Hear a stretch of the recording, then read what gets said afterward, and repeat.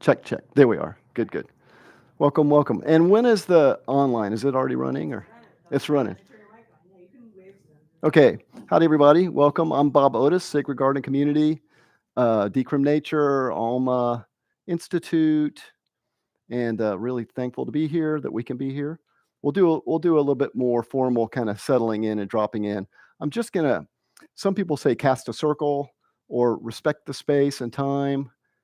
We're really here in the presence of some deep teachers.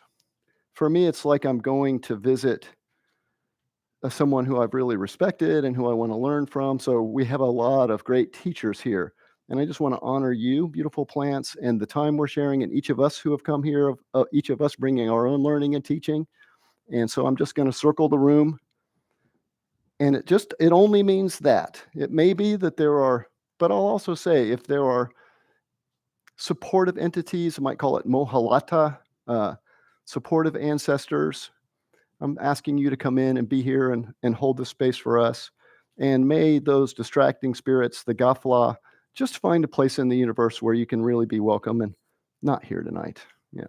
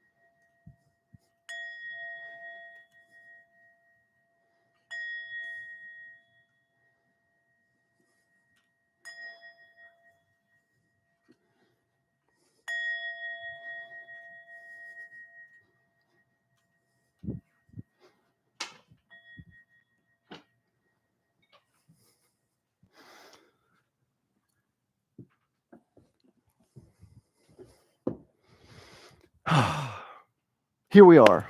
Here we are. Welcome, welcome. I think I'll open just with a little, what I hope would be an interfaith prayer that will be, and when I say prayer, I don't necessarily mean like petitioning a deity. That may be for some of us here, and that may be within this. But really, what I mean is just expressing a sincere desire, a sincere hope, an ask, gratitude, intentions can be outside of any faith.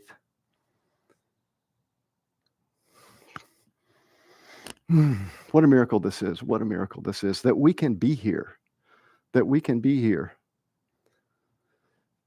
So much gratitude, just feeling the gratitude that we can be here. Probably most of us in this room can see colors. I think everyone in this room can see shades. What a miracle that is, that we're here with these eyes, that we can hear each other, that we can feel. I can feel my feet on the floor. What in the world is that? That I can feel my feet on the floor. It's just a miracle. This is, I will propose, a real miracle that we're here within together. And I just feel a lot of gratitude for that. And I also feel a lot of gratitude for each of you coming in here and taking time out of your day, seeking, probably learning, maybe seeking community, probably maybe seeking connection. I want to thank you for your path that brought you here. I have a suspicion that there is wisdom in that path, and I'm pretty confident that there's wisdom in every path that has brought each of you here, and I'm just thankful for that. Yeah.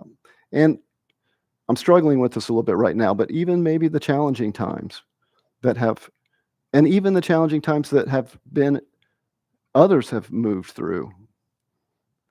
I just want to reflect on that and feel that and honor those challenging times, whatever it is that allows us to be here. I just want to express gratitude. Thank you that we can be here together. Yeah, that we can hear, that we can see, that you're there and I'm here. What is that? I just hope we can really appreciate that time that we have here together tonight. And may the time we're spending bring us deeper into our knowledge of sacred plants and traditions, our knowledge of moving into the space that these sacred plants can open for us. Thank you, beautiful sacred plants, for being here, for growing so well in this area. Many of you growing outside of your regular homeland, moving into new lands. Thank you for being here, for growing so well, for expressing what to me feels like a little bit of joy even in your growth. Thank you, beautiful sacred plants, and thank you everyone for being here. Amen. Aho. Ashe. Bila kaifa acha. All the words. Okay. This is going to be a fun, luxurious night tonight. The only challenge that we've got is that we only have 2 hours. To me, that's a little bit of a challenge because this is a big overview talk. I'm just going to make sure I got my time here. And with this big overview talk, we're going to cover a lot of ground. I kind of feel like, in a way, it's almost like if you see some movie where there's a drone flying way over everything, but then every once in a while it's going to go down and go underwater and go down into the creek beds and go into where the bees are, but then fly up again. So this is that kind of night, right? There's a little bit of sassafras here, just a little sassafras oil. It's called saffrole.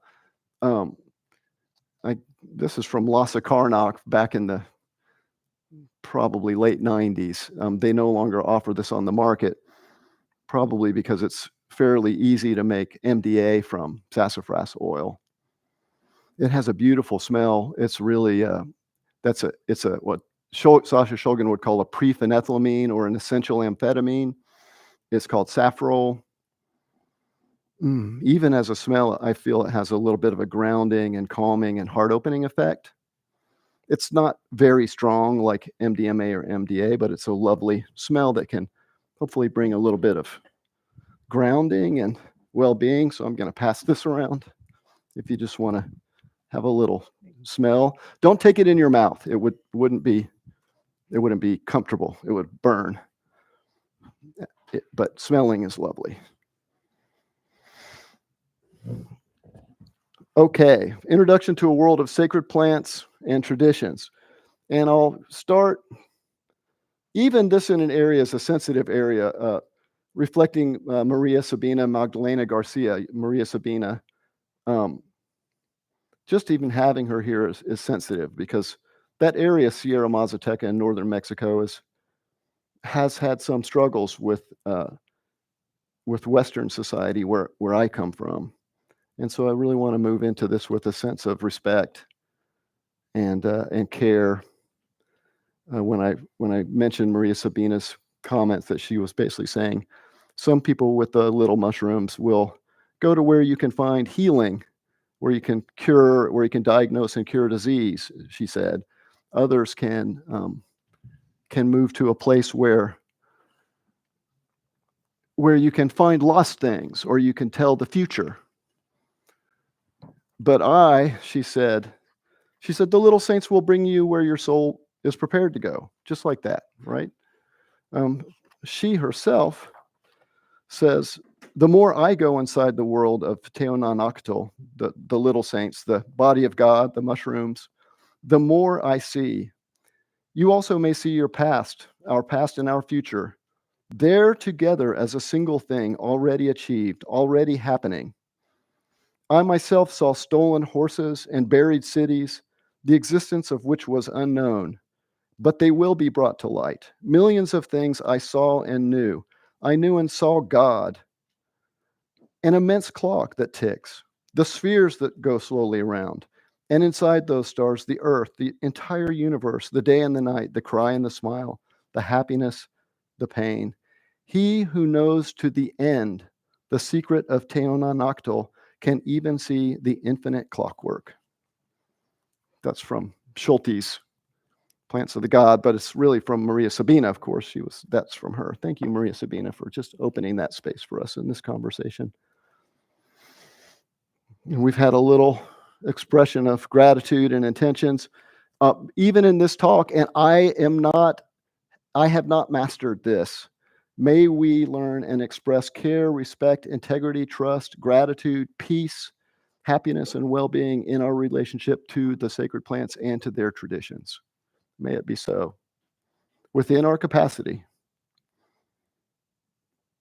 That white dove there came flying in the window of my warehouse in Oakland and spent the night with me about 8 years ago when I was really trying to determine whether or not we should move our practice above ground, and it came in flying in. So I think that was a pretty good expression of welcome. On the left is what some people will call white queen or amaruca or chacruna amaruca or chacruna var UDV. On the right is a beautiful ayahuasca vine or yahe, Banisteriopsis kaapi. I thought we have all these beautiful plants in front of us, and we're going to admire you with your permission. But I think it's worthwhile taking a little bit of time exploring why do we call these sacred plants? Why do we say sacred? What do we mean when we say sacred? And that's probably not going to be such a simple conversation. So I gave a little bit of a personal introduction. Again, I'm Bob Otis. I am the senior pastor of a church. We have gardens in Oakland and Portland and Tennessee and Washington. We consider many of the plants that are here in front of me today to be sacraments. So they're sacred. There's the word sacrament. I am an American person from the United States. I could say I live here on Turtle Island. I'm coming out of Europe, so I use these words that speak in this language. That's just the way words work. I'll propose to you that they're very clunky words. And so when I'm using words, I feel like I'm pointing in a direction, and it's not a known direction. It's a direction that we're exploring together. And so these words like sacred and sacrament, they're really for us to explore together. Traditionally, if you go to like old English dictionary or go online and Google what are these words mean, you'll find words like sacred or sacrament meaning consecrated. That means we recognize something as sacred. It may be a community. They may say this mountain is sacred to us. There are Native American communities that will say, northern Native American communities that will say eagle is sacred, or orca, and also peyote, right, to some Native Americans. So they're consecrated, they're recognized. We say it is. And then there's another meaning of sacrament, which means something that is said to be connected to divinity, like it is a god, or maybe it could be the rib of a Christian tradition of the Messiah of that tradition, like a piece of a body or something like that, a tooth of Buddha, right? Or the cross, like it's directly connected to something sacred in some tradition. And I'm not here intending to be reflecting any particular tradition. The one that I really love and that really I feel these plants, for me, how they speak to me are connecting to, that they have a capacity to help us connect to an awareness or an experience, whatever that may be, of something that is sacred. Within Sacred Garden Community, we say we're open to the possibility that the sacraments of our church can help us connect directly to experience of the divine if we engage them with care and respect, right? So that is meaning they can help us connect to that. Some folks within Sacred Garden will say every breath, the cry of a baby, the wind on a leaf, Bob, all of those things can connect me to the divine. What's not a sacrament? And I think that's a lovely statement. I love it. Love hearing that. In the beginning, I was like, whoa, wait a minute. Because it's very important to Sacred Garden Community that we have these sacraments. And I was wondering, why is that so important? And then I realized the person who was saying that to me, we'd been doing journey work together for like a decade. When we met, they didn't have that perspective. And then by moving into the sacrament space and doing the work, they were slowly opening up to the divine everywhere. And, I'm thinking about my dear grandmother who I loved, and she was really seeking in her life. She would fight with the pastor of her church, which is a lot to do as a woman, born when she was born. And then she left that church and went to Sectarianism, and then she went to Baha'i. She was really seeking, really sincere. And when she died, we would talk, and she would say, I still don't really know, and I'm kind of scared, but she came back around to Jesus later on, like when she was just at her deathbed. But she hadn't, I know from conversation that she had never had an experience in her life where she felt as if maybe God was present or whatever that might be. She was still afraid, or I think she missed an opportunity in her body, right? So that made me sad. So for me to have sorry, Grandma, I love you. For me to have access to these sacraments, which can open that experience within this lifetime, within this body, that is a profound gift. And it's sacred. And it's a sacrament. So that's at least my sharing around some of that meaning.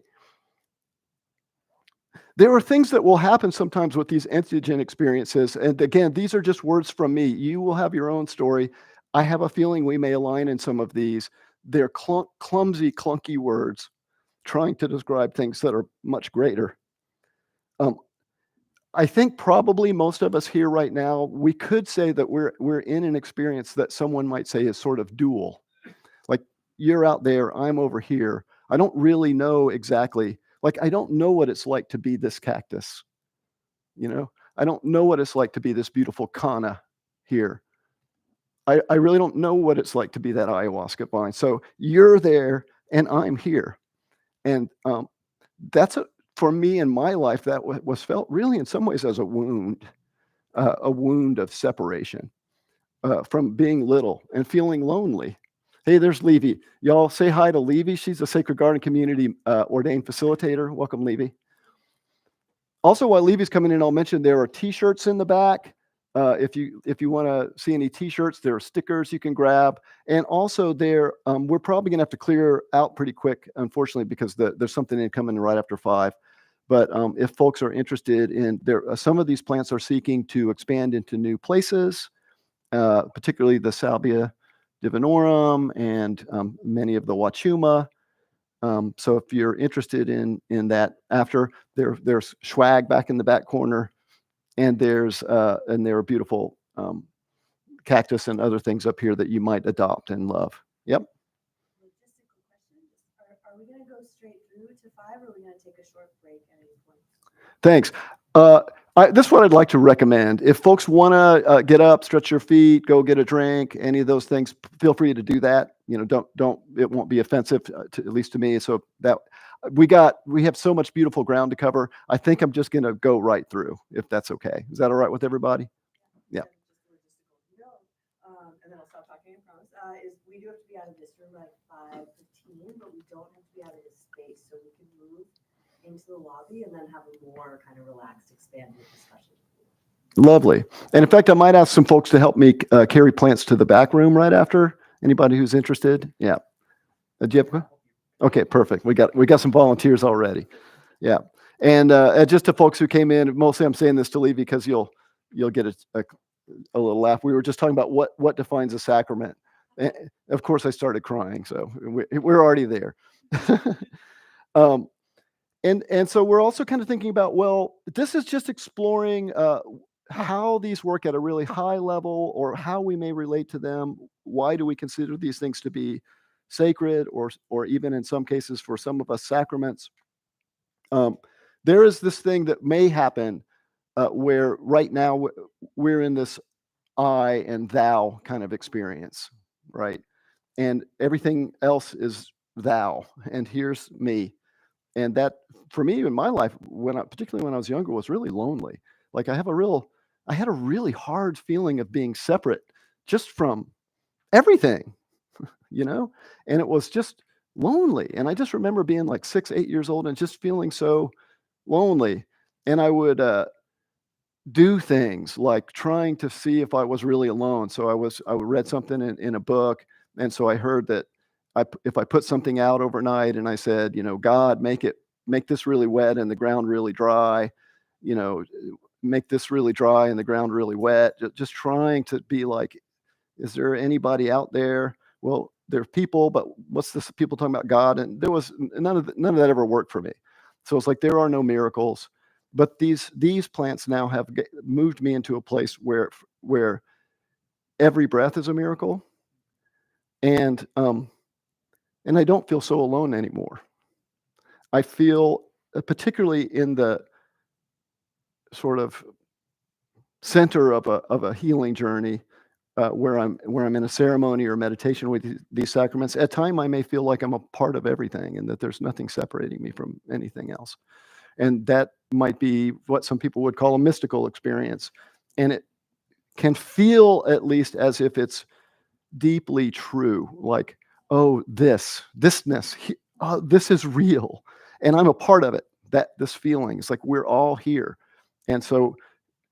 One way of thinking about the sacramental nature of many of these entheogenic plants is moving us from a space where we may actually even realize more clearly than ever, oh, there are things here. There's me, there's you, but also we're the same. We're at one. So that's maybe that to me is a very sacred experience.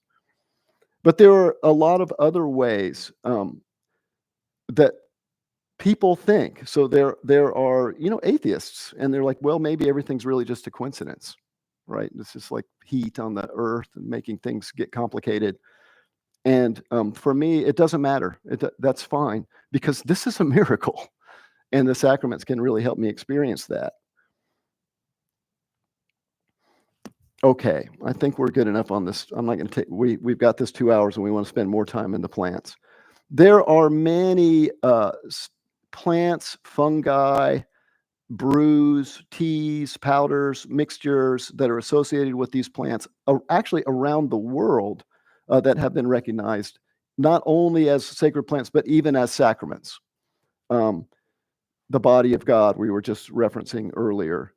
Ayahuasca is often referred to as Pachamama, and we can talk a little bit more about that in a minute. The Atacama Plateau down in South America is one of the driest places on the planet. There's just a beautiful culture that has amazing art, and they're mummies now. They don't live. They're not. It's not a living culture now, but they're well preserved culture where they would have the yopo and Sabile snuff, and their trays are still there, just with art around, and where they will have things that reflect a sacred nature. Kikeon was recognized. The Greek sacrament, Hauma, Soma in the Far East and Middle East. Even the toad, even in Europe, has been recognized, although the lineage around toad is really disputed. But so there are many plants that are recognized, plants, fungi, also beings like toads recognized as bringing sacramental nature. Yeah, we can have questions. Can you go back to that one? Teon, I may not be pronouncing it right. It's called Nahuatl. It's like an Aztec language, Teonanactl. That was a sacred psychedelic of the Aztec? That's actually the mushroom, the little mushroom. Yeah. And that's been recognized as having been associated with Aztec. The first one? Yep. Yep.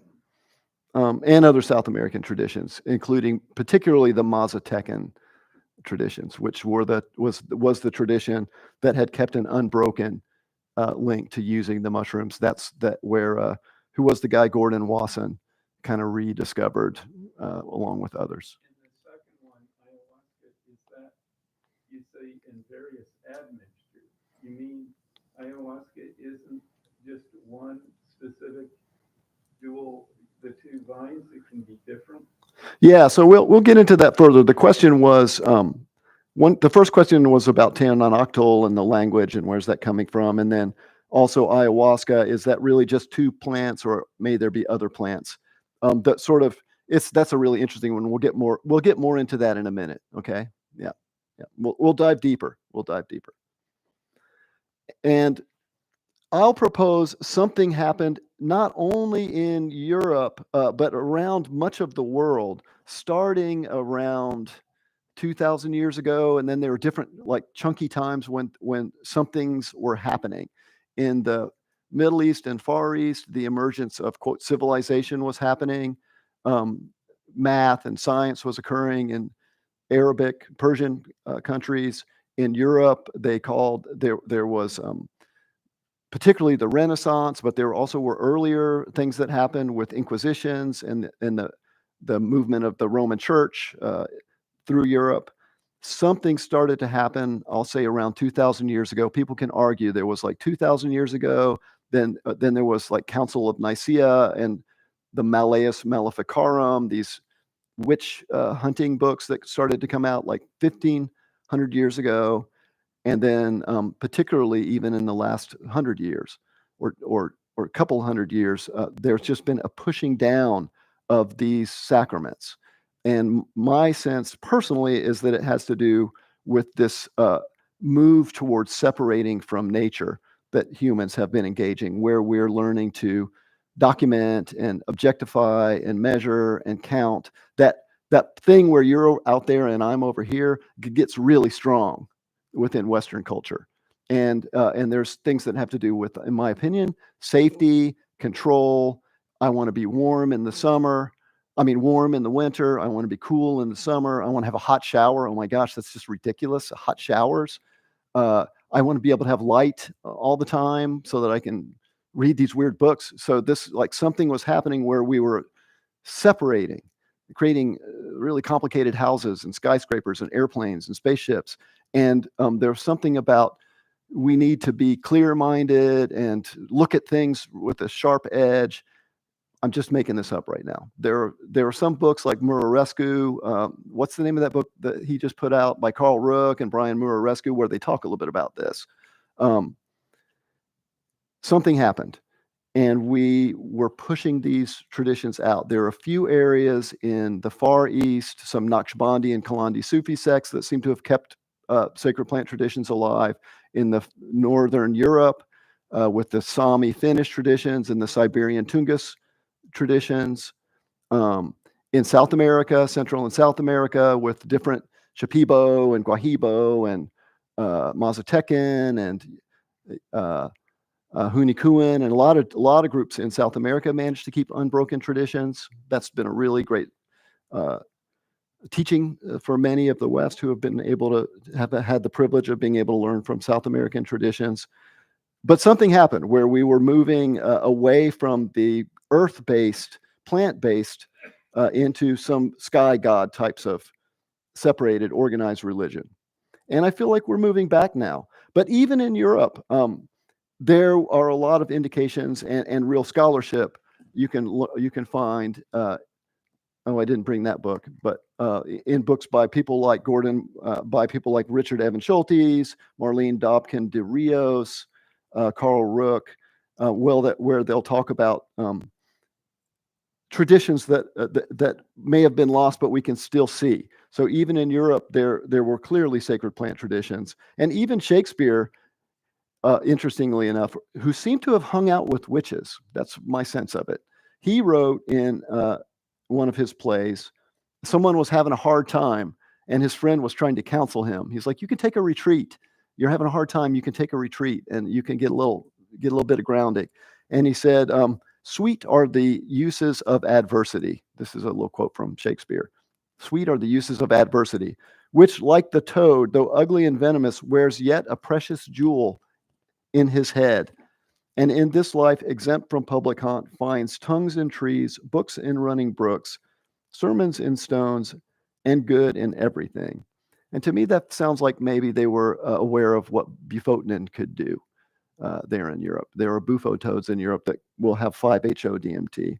Anyway, that's a quote from Shakespeare. Just really exploring with you all what has happened with our relationship to sacred plants. But then there are ideas about what they bring. And I'll tell you, my sense and my experience has been they'll vary widely depending on who you're talking to and the culture they're coming from and what language we use. So if you go to Johns Hopkins, a medical university, very Western, they'll talk about the mystical experience questionnaire, right?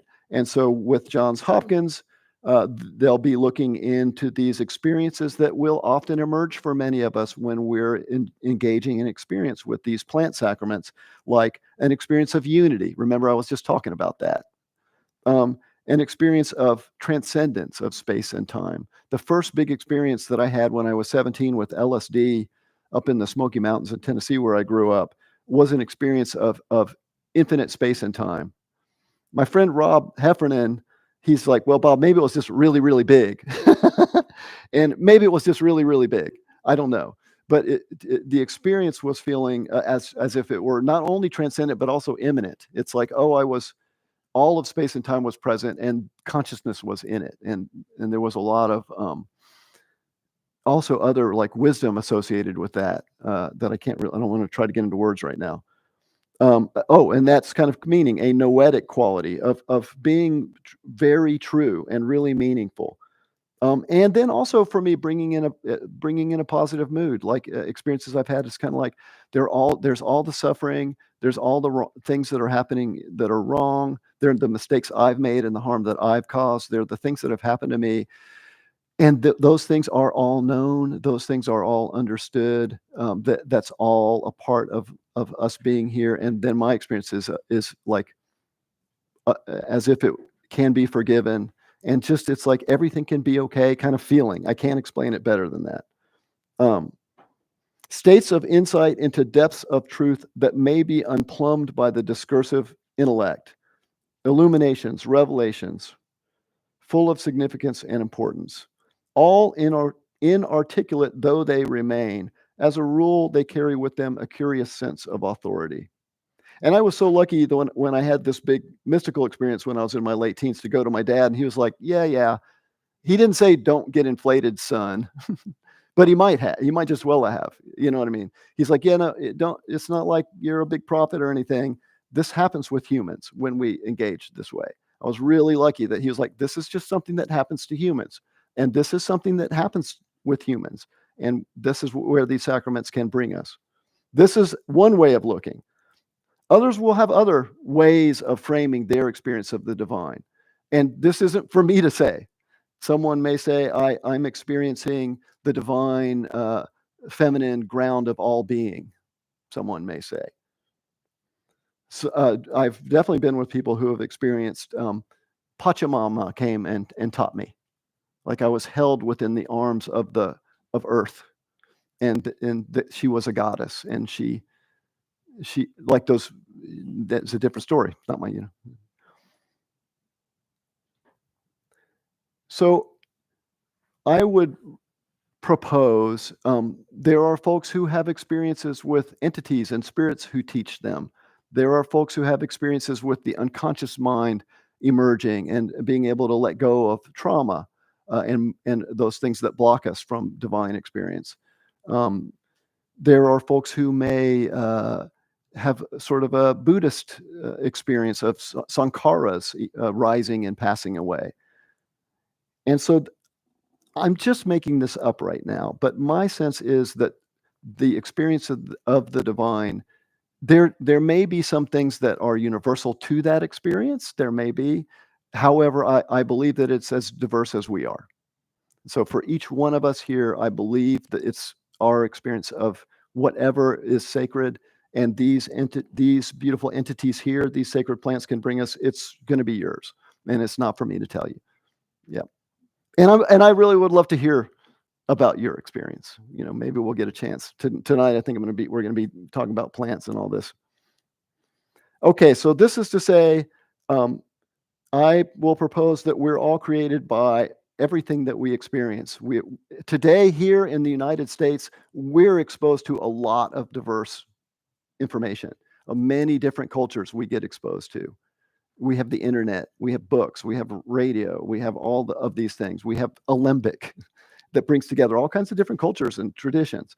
So I would call myself, some people say meta-modern or postmodern or positive postmodern. For me, it's not about a master lineage. Sacred Garden Community Church is not a master lineage or the master lineage.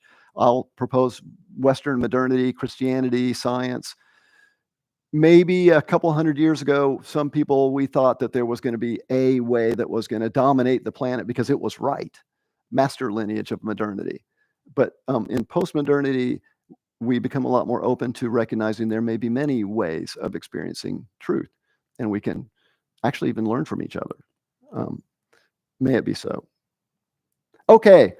Thanks for going with me on that and bearing with me. That was just a little bit of really kind of trying to open the way with respect for you beautiful sacred plants, not just to be treating you like candy. These plants are beautiful, but they bring deep. And so we want to really come in a respectful approach. But tonight we're going to get close. We're going to look at these beautiful plants. And I think it may be helpful to organize sacred plants of the world because they're incredibly diverse. There are so many. They grow all over the world.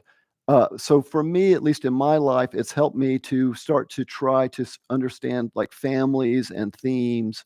And so this is what we'll talk about. Tobacco, here's a beautiful tobacco, this beautiful with the white flowers. This is called Nicotiana sylvestris. It's an Argentinian tobacco. Many will say it stands on, I like to say she stands on her own. Some will say grandfather tobacco. A person who I met also said grandmother tobacco, and I really love that. Tobacco is a nightshade. If you look up close, it has things similar to Datura or Brugmansia or Atropa belladonna or Solanum nigrum, all the many nightshades, mandrake, henbane. You can see qualities that are similar, and it has some of the same spirits, what they call acetylcholinergic compounds from the West. Mostly nicotine is an acetylcholinergic compound. There's even a nicotinic receptor in our body. Very, very potent. Some will say that tobacco is the most potent of the teacher plants. Some will say bufo toad, some will say ayahuasca, some will say different things. But tobacco, many will consider to be the strong teacher. I think of tobacco in many ways as like the dean of the academy. I'm just using different language. This is my language.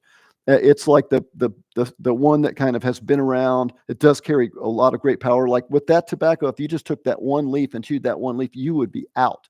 And in fact, there could even be a risk of death if you ate a lot of that tobacco plant. So this is a really strong plant. One or two leaves, overwhelming journey experience, and you would probably need to lay down. For me, but part of that journey is nausea. If you've had rape, that's what I'm talking about. Just a big head opening, sort of going outward, going down. It doesn't take a lot. That's my point. Just a couple of leaves. Whereas with the chacruna for the tryptamine spirit that brings the painter into the ayahuasca, there probably would need to be maybe 40, 60 leaves. It's just given a sense of like, by leaf. So it's a strong plant. I like to have it sort of in a center place in the garden. I'll work with leaves for prayer, like to offer leaves. They're very good. Some people in South America will use coca leaves to offer, like as a gift or a prayer. Some will use cacao. Tobacco leaves can also be really good to offer as a gift or a prayer. Like if you're coming to a new teacher, in some traditions, like Mazatecan traditions, bringing tobacco is a good practice. This plant is used by sacred indigenous traditions, primarily in the some people would say Turtle Island or the United States, and has naturalized around the world. Beautiful tobacco. Then there are the sacred plants of the deepest forest. You could think of those as like the ones that are associated with Tikal, the book Tikal by Sasha Shulgin. The tryptamine-bearing plants, I like to think of them as being twining, vining. They often will live in jungles or under trees. The little mushrooms, the ayahuasca vine, the morning glory plants, the plants of the deepest forest, they tend to go down. This is just my experience, but others will report and sort of bring up things that maybe are festering or kind of, they could get moldy, but they'll convert them into food or into flowers, into vine, into fruit bodies of mushrooms, and into teaching spirit. So the deep forest, and then the big sky, the mescaline and phenethylamine-bearing plants. They tend to bring big, warm, open, loving feeling, associated with MDA and MDMA in their structure. If you guys know about MDA and MDMA, ecstasy, growing up in the Andes primarily. Interesting, these are one type of sacred plant that are really unique to Turtle Island or to the United States.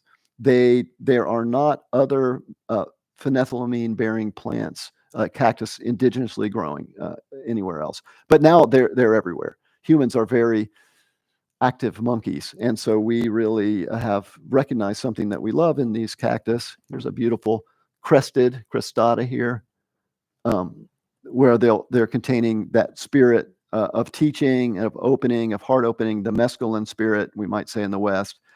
So all around the planet now, people are ordering these on the internet and growing them, and I think that's lovely for these beautiful cactus. They're expanding. Peyote we'll talk about a little bit today. I don't work with peyote, and I encourage folks who aren't of North American indigenous traditions not to work with peyote, but it's also a sacred plant in the big sky family. Bright Night, beautiful nightshades. Solanum nigrum we have here, the black nightshade. Oh, there's a beautiful Brugmansia over there. Oh, these lovely flowers. These are coming from these nightshades. Brugmansia, I think Aurea maybe this one is, and maybe Brugmansia suaviolens over here. They carry the spirit of the bright night, scopolamine, hyoscamine, acetylcholinergic compounds. And then there's infinite other, like Calea zacatetici, Kanna. What else have we got in the infinite other category here? Oh, Amanita muscaria is a really classic one that a lot of people have heard about and care about. Beautiful Amanita here. Beautiful Amanita. These are just kind of like their own. They're just different. The bright night and the big sky and the deep forest, you'll see those in many healing or sacred gardens worked with sort of commonly. They're big categories. There may be different plants in them, but you'll see them in many sacred gardens. So those are like families that they're going to have a member. Infinite, they tend to be more specific to some traditions, and they're somewhere, right? Questions on that? Pretty clear? Useful categories? Yeah. Beautiful tobacco. Often used for cleansing. There are some stories that I've heard that really struck with me. I was super privileged in my life to have a family that supported my truth seeking, and I have been able to not apprentice to any particular tradition, but to have gone and spent time and learned a little bit, like we do.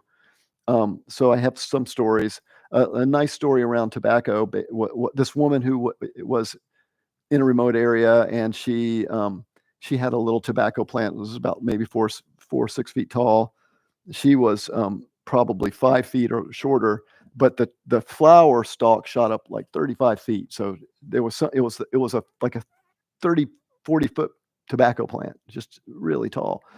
I felt like it had something to do with her spirit, because she had an amazing spirit. She told me this story, which was, I'll make it really simple. Basically, tobacco is a strong plant. It will be your ambassador. It will get permission for you. It will ask and help you receive permission, and will open the way for you. All these nice things. But then she said, if you come to tobacco and you just think that you're going to get what you want from it, if you treat it like a thing that you're just going to get, then it will treat you like you treat it. So tobacco is actually a teacher of relationship. It's a little bit ironic, and mostly historically in the United States, we haven't really understood, I think, how to have a relationship with tobacco, as if it is its own being that has its own energy and its own power, independent of us and our desires. And so we have been enslaved by it, many of us in the United States. If we recognize tobacco with a lot of respect as a being that has its own power, then it will bring us strength. I'm confused. I thought tobacco was like a 5-second buzz, and then you inhale and you get 5 seconds, or you chew it and you get like a tingle. But you're talking like it's this entheogen, like you get high for a long period and it's a teacher. I've never heard that. So the question was, what's it really like to work? And I'm going to paraphrase your question. Like, what's it like to work with tobacco as a real teacher plant? My experience, I'm just kind of trying. It's like a 5-second buzz. So I smoke it and get like a 5-second buzz, or maybe I take a little snuff and I get a little bit longer kind of buzz. Yeah. And that's almost what I mean. It's like the quality of the relationship that what the learning that we can receive tobacco has a lot to do with the relationship we bring to it. The only way I've actually ingested tobacco very much in about the last 10 years has been the nectar of the flowers. That's how I'll work with tobacco. For me, the teaching with this plant is the relationship to it over time. But it is possible to have, they're all different kinds of things. There's something called ampiri, which is like a really thick juice paste, tobacco paste. There's rape. There's, of course, different mapacho, different kinds of ways of engaging with tobacco. If you take something like ampiri in a ceremony, particularly a very high dose, that can be a really strong experience. That it's just different. It's its own experience. It's not like mushrooms or wachuma. It's not firing the 5-HT receptor like you may think of with a certain kind of psychedelic experience. It's a different experience. It's acetylcholinergic, but it can be very strong. It can last for quite a while. Yeah. Well, it depends on how you're working with it. It can last for hours. Yeah. Yeah. Or even longer if you're having a dieta. You can just be in tobacco space for days. Yeah. Okay. Thank you for the good questions. I hope we're going to be doing okay for time today. That's going fast. All right. I'm going to probably need to move more quickly than I wish. Lots of beautiful sacred tryptamine-bearing plants. Yopo, sabile, toad, bufo, mushrooms, teonanoctyl, kikeon. That's the one that comes from ergot fungus associated with grasses. Some of these grasses, occasionally you can find little fungus on. Let's look a little bit closer. All of these have this shape. Where is that thing that you guys gave me? Oh, well, I'll use this. So this is called an indole. It's a pentagon it's six-sided next to a five-sided benzene ring and a pyrrole ring, they call this one. So this is in all, this shape is going to be in all of the plants we're talking about. I consider it to be like a sacred shape. Serotonin, thank you. Serotonin is a natural molecule that is in our brain. It primarily binds with 5-HT receptors.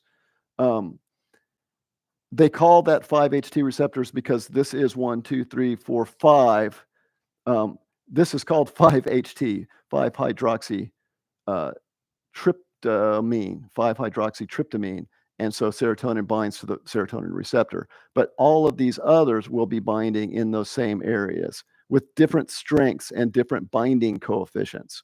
So you can see the similar shapes, but then what they call these are substitutions on the scaffold. So this is the scaffold. It's a tryptamine with the nitrogen makes it an amine, and then the tryptamine is the indole ring with the amine attached. So that's a tryptamine. And then these are all different kinds of tryptamines, right?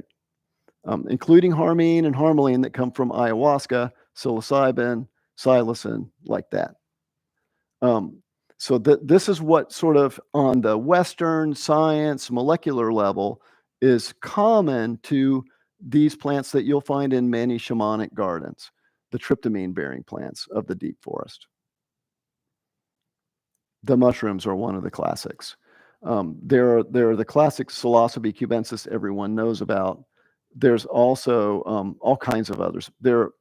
Some people will argue there may be more than 60, there may be more than 200 different psilocybin-containing mushroom species.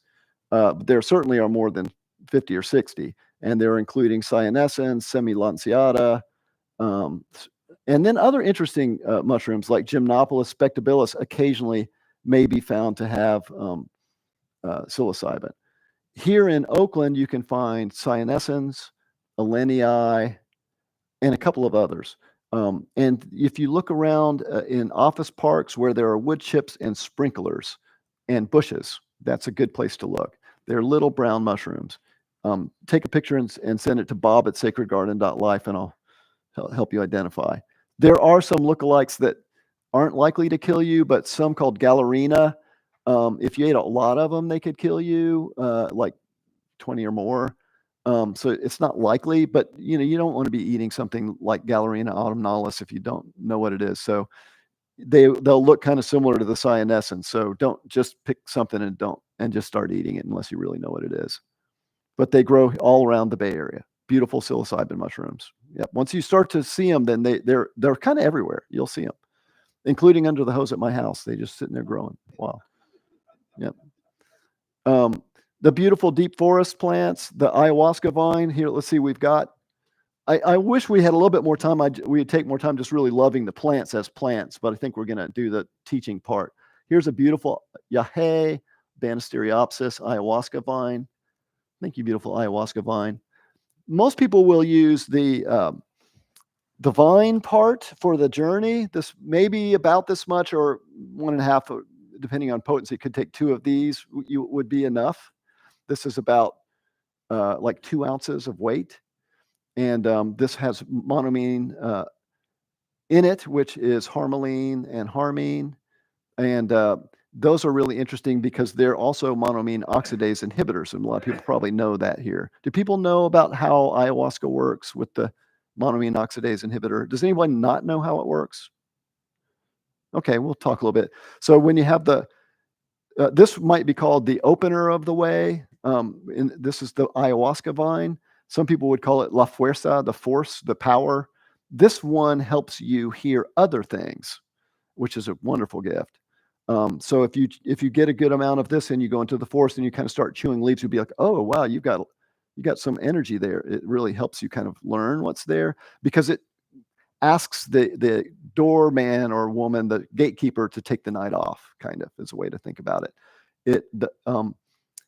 Normally in our bodies, we have some chemistry. When we get amines out of nature, we'll sort of control them, the amines, like tryptamines that you can, like DMT that you might have in a plant that you're eating. Your body's like, oh, I see you. We'll shut you down. This guy needs to like protect them from a bear or sit upright and have dinner, And so we normally will have this monoamine oxidase system running in our body. This will turn that off, call it monoamine oxidase inhibitor, harmine or harmaline. When we have that happening, then that allows the leaves from this beautiful chacruna here. This is actually called white queen, this beautiful chacruna here. Some would call it Amaruca, Psychotria alba. That will have DMT in the leaves, dimethyltryptamine. That's the painter, la pintura, some people will say, brings the visions. I'll bring a lot of beautiful visions. If you just have pure DMT, if you eat pure DMT, your body's like, oh, I see you. We're going to fix that. You're not going to get high. You're going to be able to have a conversation. If you inhale that, it can kind of get past it's like rushing the gate, kind of, right? And so then you'll have a really overwhelming or deep experience with visions that look a lot like you might see on, well, your visions may be your own, but they can often be very complex and beautiful with a lot of color. But they'll go away very quickly, like within seconds almost, or minutes. If you have an MAOI, then if you mix the ayahuasca leaves with the DMT from chacruna and smoke that, then the journey will be a little bit longer. If you drink the monoamine oxidase inhibitor, and then you have the I'm going to use the Western words, the DMT, that spirit, the painter spirit from the chacruna, then that might be a 3 or 4 hour journey because that monoamine oxidase inhibitor is there saying, come on, you've intentionally given yourself space now for this journey. You took me and then you took the other thing, right? So we're going to let that happen. It's a beautiful combination. That combination of plants is also known in other places. By Sufi cultures in the Far East, particularly working with this plant, believe it or not. You'll see this around. It's called Arundo donax. It's like it looks like bamboo. It's like it's actually giant grass. Question? I think that the slide previous to that, we had something called Irish soma. Was I misreading that? Oh, yeah. So a lot of people have wondered, like I wonder about my heritage. Some of my family are from Ireland, right? And there are these beautiful, what they call them megaliths or stone mounds that you can find in Ireland. They have all of these, what I might call psychedelic art, like curved circles and beautiful art on the rock. And they'll have these, what look like ritual areas, like an altar in a round spot where people might sit underground. And then there's all the psychedelic art on the rocks. It looks like to me like something that we do around the earth, which is like sitting in circles with teachers and having ceremonies, right?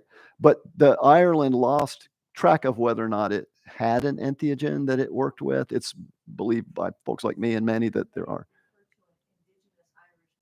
That's right. So liberty caps, psilocybe, what is it? Who remembers liberty caps? Anyway, there's an indigenous Irish mushroom. And in fact, I was in Ireland looking at one of these stone mounds with all the beautiful art, and there were liberty caps growing right outside in the grass. They'll grow in the grass. Yeah. So that's considered to be probably the liberty cap mushroom may have been a type of Irisoma. They certainly grow all around the planet. And this is an area that's also really sensitive. And there are passionately held and diverse perspectives around how we should relate to indigenous traditions that have mushroom traditions. It's primarily the Mazatecan tradition of northern Mexico that kept alive and shared with the West. At the time, in a small sense, it was intentionally shared, although there are questions about the way that happened. They had the knowledge of these mushrooms, but these do grow all over the planet. So it's interesting if we had lost that knowledge, how we would have, because we humans eat stuff. And if it's a nice looking little brown mushroom, the chances, like I would consider eating that if I were hungry. That's like a nice mushroom you might eat. So what happened to where we lost our awareness of the impact of these mushrooms that grow all over the planet? It's just an interesting question. All right. So I was just mentioning there's this Arundo donax, and then there's something else called Peganum harmala or Syrian rue. And we have some Syrian rue growing around here somewhere somewhere, but it's a really interesting looking plant. You can see it here.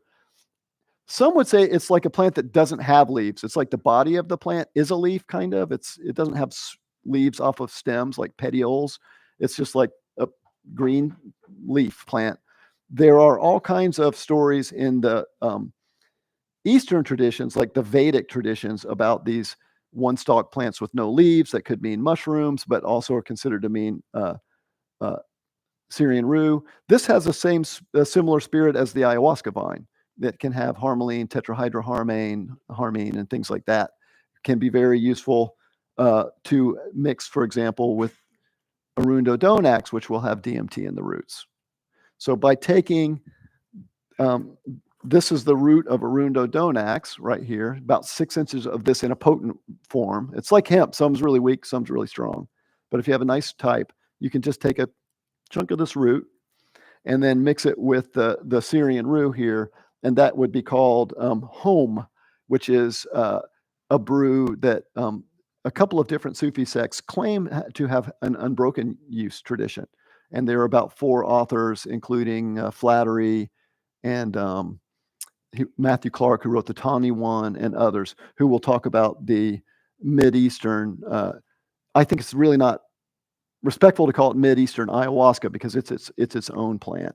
They're their own plants, but there is a combination of monoamine oxidase inhibitor and DMT, right? And so that would be combining the Syrian rue and the Arundo donax. You could also do that with Acacia confusa. We've got a lot of acacias just sitting here. Somebody wants to take a little acacia cutting home and see if you can get it to make roots. We've got some Acacia confusa, Acacia madenii. All through the Middle East and Africa, there's something called Acacia tortillas, which is has a lot of DMT, and it's in the stems and the leaves. So all of these are candidates for, if you have Syrian rue, which is recognized as a sacred plant throughout Islamic cultures. It's often used to smoke for cleansing. And if you just breathe that smoke, it has that effect. If you breathe the smoke of Syrian rue, you'll experience the ayahuasca effect. And yep. The Syrian rue, I thought you said it's an MAO inhibitor. It is an MAOI inhibitor, and just like ayahuasca, some people don't really have a strong experience with the ayahuasca vine only without DMT, but some people will have it does bring its own experience, as does the Syrian rue seed. Just by itself, it may be that the endogenous tryptamines are allowed to run freely. It may be that it brings its own binding activity. Just like the ayahuasca vine, it does not have DMT, but it does have harmine and harmaline and others that do have their own psychedelic influence. Yeah. So that's the complicated thing. The ayahuasca vine, the vine does not have DMT, but the leaf does. So remember we were talking. This contains monoamine oxidase inhibitors. This is the ayahuasca vine, not DMT. The other plant contains DMT. Yeah. And so these are the real classic two that get mixed together. That's right. The ayahuasca is a monoamine oxidase inhibitor. Yep. What's really confusing is that people use the word ayahuasca to refer to the brew that contains both plants, but the word ayahuasca is also used to just describe the Banisteriopsis coffee. Whoops. Yeah. Which is the MAOI. That's right. Thank you. That's right. So it's really interesting because the vine is called ayahuasca. The brew combining the vine and the plant is also called ayahuasca. And now, really, to get to your point, traditionally, in many cultures down below sort of Mexico, there would also be other plants that would be mixed in as well. Sometimes toei, sometimes the nightshade. Let's see, where's my toei? Oh, there it is over there or here. Right. So other things would also be mixed in by various indigenous, you might say indigenous cultures. Yeah, that can be nightshades, coca is mixed in, elex, guayusa, which will contain caffeine, something called piri-piri, which will have those pre-phenethylamine. So all kinds of other things had been mixed in. When the West started coming down, honestly, the general understanding is the culture's really changed. So the traditional ceremonies that you have when you go fly down south and sit in a traditional ceremony, they've been kind of changed a little bit because when we come, it's like it's way too complicated. If they have all those other plants in the brew, we've got all these weird medicines that we're taking from Western pharmacopoeia. The curandero doesn't know us. It doesn't work. So having all the complex brew was not as safe. So that probably why the ayahuasca brews have gotten simpler and just have DMT and MAOI mostly. Yeah. So, thanks for the question. So they were also asking, what does ayahuasca, may it interact with other medicines we're taking? And they may. And in fact, within a community like Sacred Garden Community Church, we really put a lot of time and effort and cost into what we call health and suitability screening for folks who are going to come in and do ceremonies. If you're going to be having an MAOI, you want to know if you're taking SSRIs or other things, because there'll be contraindications you might not want. Similarly, like if you're having mushrooms, you may not want to have something like lithium at the same time, right? And so those are the kind of things that's just more complicated because we live in the West and we got a pretty diverse pharma that we deal with up here. Yeah. And we don't know each other quite as well because we're not living in a little village somewhere. Yeah. Okay. So, what's the name of the actual one with the DMT in the eye? Chacruna or Amaruca. It's in the Psychotria genus. Yeah. Y'all, I'm gonna have to keep kind of going because we're gonna cover a little ground. Yeah. But thanks for good questions. Oh, here's that lovely Halma we were talking about. I just think it's also a lot of interesting stuff around the sort of Far East and Western Christian tradition where the ark is made of acacia, and there was something called the Most Holy, and only the purified were allowed to enter the presence of the Most Holy, where you could access the contents of the ark, which would include oils and unguents and other things, of which more shall not be spoken at this time, they said in some of the translations of the Bible. So there are secret things in the ark. But when you know those secret things that are inside the acacia ark, then you will be in the presence of God. That in that tradition, my guess is within the Abrahamic traditions associated with the art, probably were also entheogenic plants that we lost. Certainly in the Islamic traditions, there are still some active sacred plant use, which I think is really cool, with the Kalandi and Naqshbandi Sufis working with that home, they call it, this one that we talked about. Yeah. Other plants that will also bring DMT, one of the most interesting ones is the grass. Here's some right here. This beautiful phalaris grass. It's very specific. It's not all grass, but phalaris grass originally was from Mediterranean areas and now has been naturalized all over the world, but in the United States. Phalaris grass can be very potent with DMT and also 5-MeO DMT. And so there's reporting of mixing phalaris grass with Syrian rue in the Middle East as well. Passion flower is another source of the harmalines. Like you could call it an analog of the ayahuasca vine, but again, I think it's its own beautiful plant. Here's a beautiful passion flower here. This lovely passion flower, and that looks kind of cool. Yeah, it has an amazing flower. The flower's just kind of saying, look at me. It's like, I've got something special to teach you. This will also, there were a lot of arguments earlier that the same person, Flattery, who was writing about the Mideastern home tradition, he really loved Syrian rue, and he didn't think that passion flower would work. And he used to come over to my place, and we'd have big arguments about it because I just felt like it could. I grew up in Tennessee, and passion flower was the state flower, and I just love it anyway. But over the last decade, what was learned was similar to many of these plants, which is that a plant is not a plant is not a, or a plant is a plant is a plant, but they're all different. They're like beings. Like each of us here, we're really different. So one of you, I would probably learn all about math. Another one, I'd love to do some gardening with. Another one's going to help me with cannabis law. But we're all humans. So the passion flower is the same way. So the Passiflora caerulea, I probably wouldn't work with it. It has some other things that aren't that nice, and it's really weak. But the Passionflora incarnata, if you have a good one, it can work, right, as an ayahuasca. Okay.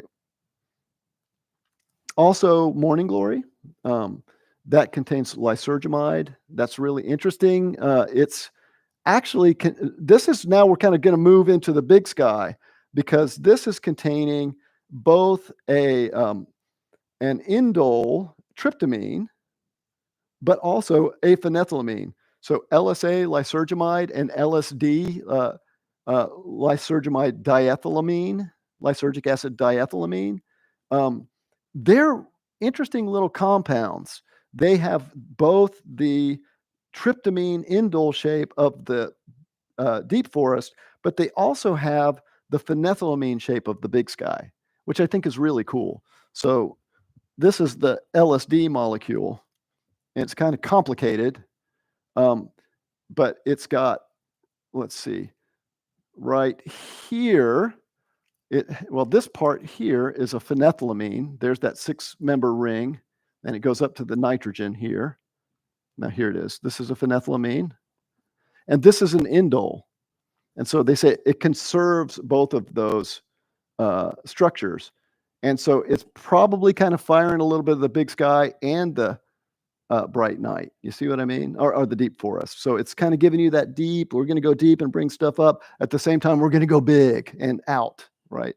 And if anyone's experienced with LSD, it's a little different than mushrooms or tryptamines or mescaline. It's kind of feels like it's hitting a lot of receptors, right? It's a pretty strong molecule, and it has both the shapes, which I think is really interesting. This comes not from the morning glory vine. It comes from a fungus that grows on the vine and around in the seeds and even in the plant itself, called periglandula, that has the LSA. So it's a fungus, like similar in some ways to the ergot fungus growing on grass, that you can have LSA from to make kikeon, right? This is also known and used in South America, primarily, actively still today by the Mazatecan communities, but also elsewhere in the form of morning glories, but also in the form of other plants like this beautiful Ololiuqui, which is a perennial. It doesn't come and go. It lives year round. It's very similar to morning glory. And it has lovely white flowers and little brown seeds. There's also Hawaiian baby wood rose. This is a Hawaiian or Pacific Island growing plant. It looks a lot like kava, but it's not. And it's Hawaiian baby wood rose. It wasn't known, at least we're not aware of traditions that knew it, but it's very potent with lysergamides, and people can journey with those. And it can be a really beautiful journey if you know how to ingest the morning glories. Okay, moving through lysergamides, which kind of cross the boundary from deep forest to big sky. Looking at the difference between lysergamide and lysergic acid diethylamide, the difference is we add two what they call methyl group diethylamide, two ethyl groups here onto the molecule. So this coming from the morning glory is very similar to LSD. We just added these two things in the lab. That's what Albert Hofmann did. He added a couple of methyl groups to LSA, and that made LSD, and it really increases the potency of the molecule. Big sky, beautiful Wachuma. Thank you, beautiful Wachuma. The columnar cactus we have over here, a nice a Trichocereus scapulicola. It has almost no needles. A lot of people know Wachuma as San Pedro. I personally don't prefer using the San Pedro name just because it's so obviously post-colonial, and there was so much trauma that came with colonization.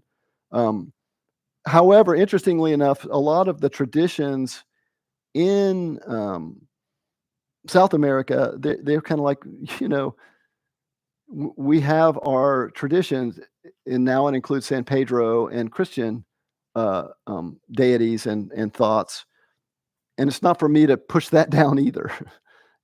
It's like that's a tradition that wants to be recognized. So whether these are called San Pedro, which they are by some indigenous communities, or Wachuma, which is a traditional, that's just something to think about.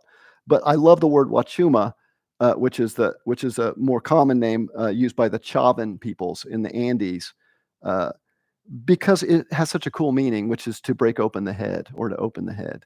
So ach or watch meaning to open, and uma or huma meaning the head. Yep. Depending on who you're talking to, it can mean make you drunk, or it can mean bring you wisdom. Yeah. So Wachuma is a real head opener. It's carrying the mescaline spirit. I've got a little molecule here we can look at. Let's see if we can find it. Yeah. Let's see. Oh, where is it? Maybe it's going to be too much trouble to find in all my molecules. Where is it? Yeah, here it is. Yeah. So this is a really beautiful molecule. This is that phenethylamine right here. This is in all of the big sky molecules. This is a phenethylamine. That nitrogen makes it an amine, and this is called a phenyl group. This is a phenethylamine. Mescaline is called 3, 4, 5 because we're on the 3, 4, and 5 positions of the structures. 1, 2, 3, 4, 5. And then each one of these is called methoxy. This is oxygen, and this is methylated. So this is 3, 4, 5 trimethoxy. So mescaline is called 3, 4, 5 trimethoxy phenethylamine, right? This is mescaline. And we're going to dive a little deeper into why I brought all that up here in a minute. But this cactus will carry that spirit. It will also bring along some other things, maybe hordenine, that might be more of a stimulant. And so cactuses can vary in their character from cactus to cactus, because mescaline's not the only bold speaking molecule that speaks up so we can hear it. There can be others that can give you like a stimulating journey that might last as long as 16 or 19 hours, depending on the cactus. This tends to be a big journey, long journey, 12 hours or more, mostly with mescaline, but then some other molecules like gramine and maybe hordenine and some others that come with it. This is what they look like. Remember, we were just looking at that phenethylamine molecule. There's that 3,4,5 from the mescaline. But then there are others that are worth looking. There's the mescaline, 3,4,5, trimethoxyphenethylamine. And then a lot of folks might have heard of MDA, MDMA. Some people have heard of 2CB. We were just smelling that lovely saffrole that we passed around the room, right? So saffrole, it has this lovely shape. It has that let's see, it has that phenethylamine. Here's the well, this is actually interesting. Saffrole is what they call an essential phenethylamine because in nature, it has a double bond here. It's just a double carbon bond. And when we take it into our bodies, we can metabolize it and replace it and put a nitrogen on it. And then it becomes MMDA, and you can feel something. It's not very strong, but I've chewed on saffrole walking through the forest, and you'll feel a little boost and brightening of the eyes, kind of can walk longer. It probably would be hard to have like an MDMA level of experience, but it has a lovely experience. But then we add the 3,4, so this is 1, 2, 3, 4 methoxy. So this could be called 3,4 methylene dioxy. Now this is called phenylpyrrole or something like that, right? Saffrole. It's not very entheogenic by itself, has a lovely smell, and it does have a little feeling that it brings. Has a little bit of psychoactive effect that's really lovely. But then in the lab, let's see, find my pieces here.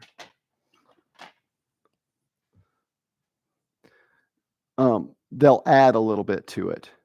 So this becomes 3,4 methylene dioxy amphetamine. They added an methyl group to the alpha methyl amphetamine. It's complicated.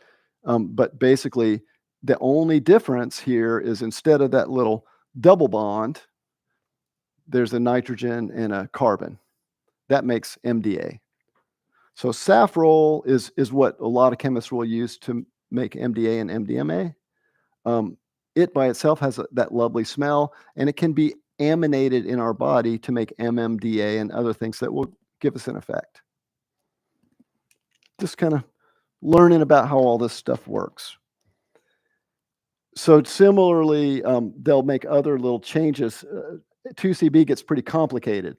They'll take that natural phenethylamine and they'll add stuff to the scaffold. MDMA, we just talked about how that worked. Remember, they put the nitrogen on there, they put the carbon on there, you get MDA. You put another carbon here and you get MDMA. That becomes methylated. So all of these are really closely related. And we're going to go further. That's going to be fun. Here's the Wachuma. Here's the range. This is just the indigenous range. This is where in the world. This is really unique to this area of the world. They grow very well. There's sensitivity around accessing sacred plants from nature. There are a lot of passionately held and diverse perspectives in that. I want to err on the side at least of respect and conversation. There are folks who have had conversations, not me, with Chavan leaders who have said the Wachuma grows well and is here for everyone. So there are kind of soft permissions for Wachuma, which are really different than peyote. Different types of Wachuma. There's that Trichocereus pachanoi, real classic. They call it predominant cultivar often, not always, but it's really one that you see the most. Then there's a Peruvianus. There's some Peruvianus here with these lovely colorful needles. They'll have kind of rainbow needles, long needles when they come out. Different types, a lot of different types of Wachuma. Again, similar like depending on how you look at species, there can be hundreds of different species of these mescaline-containing cactus. And then there's peyote. And I wanted to bring peyote up. It can be very potent. It has a much more northern range. You see here going up into southern Mexico and northern Mexico and southern Texas. I just want to take a minute, and this is, again, a personal reflection. I'm not trying to be dogmatic, but after Decrim Nature happened in Oakland, when I was involved with that organization, the Native American Church came to the Decrim Nature leadership, the National Council of Native American Churches, particularly Sandor Iron Rope and Belinda Ariacho and a couple of others. And they were very kind, and they asked if they could have a conversation. And we had a conversation, and they said, hey, we saw that you all included mescaline on your Decrim. And we actually appreciate the way you reference, because we basically said these are recognized as being sacred by North American traditions. But it was included as part of the Decrim, and they basically said, can you not, Bob, can you and Carlos and Larry and anybody associated, Nicole associated with Decrim, don't include peyote on future Decrim, and don't work with it. And they were very gentle. They said, we're not saying that no, only Native American people should work with peyote. We think it's for everyone, and you should be able to work with it. But it's consecrated by us, like orca or eagle. They actually said, it's like eagle or orca. It's a part of our family and who we are, and it's struggling right now. It's like if your son or daughter or mother or father, if a member of your family is sick and struggling, you don't really want somebody going and being like, let's have a party. Let's have a party. We're going to come in. It's like we need to get our relationship with peyote solid. There's this American government telling us how we can grow it and how we can access it. It's being endangered in the wild by development and over harvesting. We don't want a bunch of people running down into southern Texas and trying to find it. There's barely any there anyway. Can you stay away from it? And will you share this message? And I cried a lot in that meeting, because I thought that they were so gracious in the way that they reached out. And so I'm just sharing that message now, which is to encourage us to really respect peyote as peyote and the traditions of peyote, and to let it heal on its own. There are different opinions within the Native American Church. Some folks say, look, if you're growing the peyote, that might be okay. Others say, well, yeah, but you're taking away from its homeland and from its family, and you're mixing up its genetics without permission. So there are different perspectives there, right? But for me, I'm not growing or working with peyote. Any questions on Big Sky so far? There's a little bit more that's worth talking about on the Big Sky side, and I'll pass these around while maybe just these two will be good. We talked a little bit about sassafras. Hey, will you grab these? Thanks. Just have a nice smell. So we looked at that shape of sassafras, but it's so cool. There are all these shapes that come out of nature that have these lovely smells, and they make us feel good, or at least me and many of us. And it's like, oh, that smells good. And when I smell it, it feels really good. And when I have wassail or cider or wine that has a lot of that spice in it, it just feels good. Everything gets magic and glowy. And I used to just be like, that's really nice. And as I got older and learned more, well, they're actually carrying psychoactive compounds. So many of the spices that we love, fennel, nutmeg, dill, of course, sassafras, which was often used in root beer, cloves, allspice, and, they'll have different shapes that bring lovely smells and can be aminated in our bodies, that we do a little metabolism. And then they actually they become a psychoactive molecule that binds with our 5-HT receptors and makes us feel open and more connected, and like you might feel at the winter solstice when it's dark and you're having that cider with all that spice in it, right? So we can look at L-amycin, which comes from nutmeg, and just like the sassafras, it has a little double bond there. Remember that little double bond? We're looking at this little double bond. Same thing, L-amycin. It's what Shulgin calls an essential amphetamine.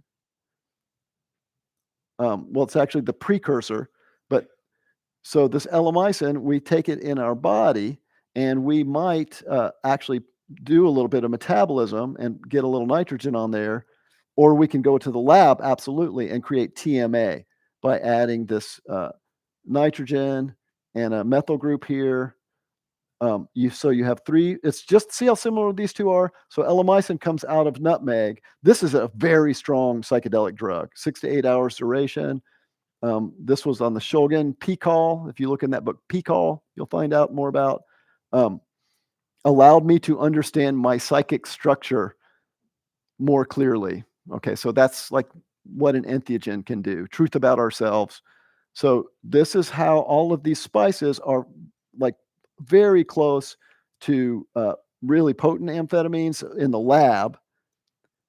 You mean the Elamicin is nutmeg? So Elamicin comes right out of nutmeg. Yeah, It's in the nutmeg. it's in nutmeg. And when you eat it, the body changes it to the TMA? Exactly. So we say it can metabolize or we can aminate in our body. That's the hypothesis. That's what Shogun thinks probably happens. So which is the psychoactive? Well, so you could say Elamicin is psychoactive because if you eat a lot of it, then you'll have an experience. The reason why you have an experience is probably because your body metabolizes it to 3,4,5 trimethoxy amphetamine, right? And this is pretty potent. So if you eat a whole lot of nutmeg, like who was it? Malcolm X in one of his books, he talks about eating a matchbook of nutmeg in jail and having a journey. So that can happen. Yep. And see how similar these are. This is mescaline, this is Elamicin, this is TMA, right? These spices are one of nature's best kept secrets. Get to know those spices more closely. The Sasha Shogun and one of his kids, they called these essential amphetamines because these are all coming from spices. And then when you take them in your body, in theory, they can make all of these different psychoactive molecules. So I just think that's a really fun add-in to the big sky. Everybody thinks about mescaline from peyote and San Pedro, but there are all these beautiful sassafras and nutmeg and dill and fennel and they're lovely. And in South America, they will occasionally mix some plants that have some of these qualities also in with their ayahuasca brews or use them for dietas. Like piri piri, Justicia pectoralis is one of those. It has I think maybe coumarin and some of these essential prephenethylamine type of molecules in them, and they'll mix them in, and they'll probably my thought. I'm not inside that curandero's head, but if you mix in these sweet tasting and lovely smelling phenethylamines, they'll probably bring a little bit of heart opening and gentling to the ayahuasca experience. So here are a bunch of these: nutmeg, sassafras, clove, dill, fennel. These all come out of those. These are all those things that smell real good: saffrol, anethole, eugenol. That's in fennel, myristicin. They all have lovely smell and psychoactive. Okay. Finally, we're starting to come in for a landing. The Bright Night. Because I'm of this lineage, I care about it, and so I'm thankful when I read things in Western lineage that indicate some awareness of our indigenous plant traditions. And so here's John Donne, a real classic author from, I don't know, a little while back. Go and catch a falling star, get with child a mandrake root. Tell me where all past years are, or who cleft the devil's foot. Teach me to hear mermaids singing, or to keep off envy's stinging, and find what wind serves to advance an honest mind, if thou beest born to strange sights, things invisible to see. The Bright Night. So the Bright Night are nightshades. They are often solanaceae. They will contain tropane, what they call tropane molecules. A lot of big Western words. Acetylcholinergic. They will bind with this. They often are called anti-acetylcholinergic compounds. They'll like get in there and block the acetylcholine, or they'll activate it. The acetylcholinergic system runs all through our body. It has to do a lot. It has to do with how wet or dry our mouths and eyes are managed by the largely by the acetylcholinergic system. A lot around how we do digestion. There are Parkinson's disease treatments that use acetylcholinergic compounds, Alzheimer's treatments, nausea. They're used to dilate eyes in eye. When you go in to see the doctor and they make your eyes dilate. So these are a very active. People say it's toxic. They're like, oh, stay away. They're poisonous. I would suggest it's not that they're poisonous. It's that they're very bioactive. They do a lot. So they're really like strong medicine is another way to put it. And if you eat too much strong medicine, yeah, you can kill yourself, right? It would generally be fairly difficult to kill yourself with nightshades, but if you ate if you kind of swallowed a bottle of datura seeds, you could kill yourself. So don't go work with this one without being with somebody who really knows how to do it. I don't recommend. Some people will smoke a flower, like in a part of the little part of a flower in a like that in a joint or something. The way I think about these nightshades has to do with the story that Eduardo Luna taught, which is basically he runs, I think it's Nihei Rao down in Peru. He's a really respected sort of mixed indigenous person down there who has got a lot of good reputation. He went to his teacher and he was like, hey, I think I'm ready to work with nightshades. I've had thousands of people come through my ayahuasca center. And sometimes for the more difficult cases, which is where this often are used, engaged, maybe I can step up my expertise and start working with ayahuasca. Start work with nightshades. What do you think? With Toei in particular. And at least this is what I remember, Eduardo. I hope I'm getting your story right. He went to his teacher and he was like, I think I can do that. And apparently his teacher kind of looked him up and down and says, well, you need to be really strong if you're going to work with nightshades. For Eduardo Luna to say that's saying a lot because he has a big reputation. Like would be sitting at Eduardo's feet, how can I learn? And so he's like, well, how do I know if I'm strong? And the teacher said, carry these rocks across the yard. And apparently for 3 months, if I'm remembering the story correctly, he was just carrying these rocks back and forth every day at the end of the day. Well, what do you think?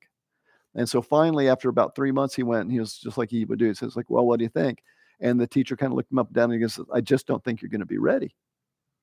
So that's a little word of respect around nightshades. The datura, which we have a beautiful datura. Thank you so much for flowering today. Beautiful datura metalloides here. Beautiful datura metal. They're you can really see them. Like if you're driving often in desert roads, parks, California parks, you'll see these beautiful bushy plants. They tend to grow on the ground and put up these white flowers, a little whitish purple flowers. They're just gorgeous and they're big and they have a lot of presence. They carry like an aura, at least that I feel. I'm not trying to be wooey, but it's like they're like, oof. They just have their presence. And so you can find them like a regular Joe. You can find them pretty easy. And then they'll have these seed pods that look like this. Where's my seed pod?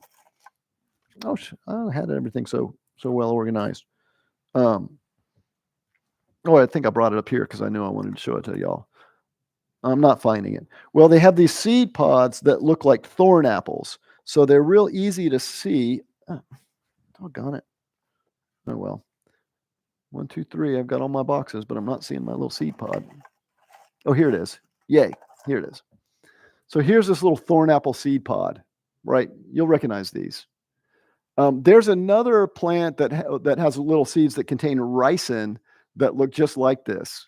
So, you don't want to just see, oh, this is it must be a datura thorny seed pod. I'm going to eat a bunch of these and have a trip. That's like not the way to go. There's so many reasons why.